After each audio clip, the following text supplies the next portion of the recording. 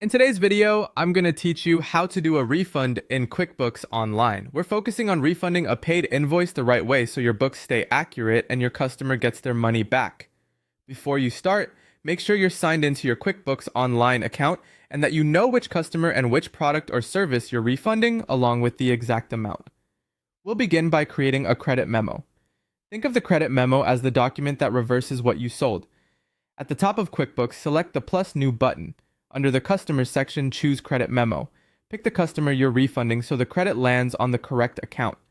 In the Detail area, enter the product or service you're refunding just as it appeared on the original invoice. Add the amount to be refunded and check that any quantity, rate, and tax settings match what you intend to reverse.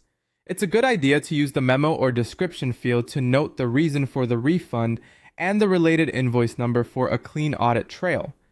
Confirm the date reflects when you decided to issue the refunds, then select Save and Close.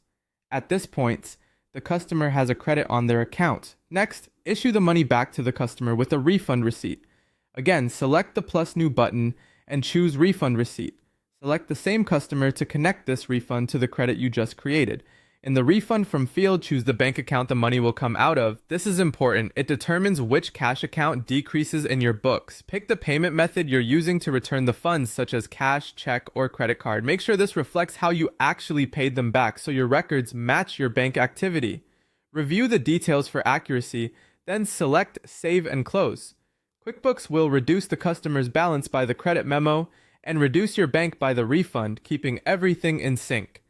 If the customer hasn't actually been paid back yet and they're fine with a future discount, you can keep the credit on their account and apply it to a future invoice instead of issuing a refund receipt.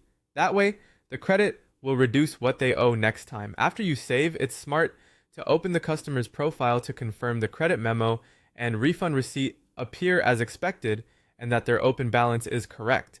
This simple two-part process, credit memo first, refund receipt second, ensures your sales, accounts receivable, and bank balances remain accurate while providing a clear paper trail for you and your customer.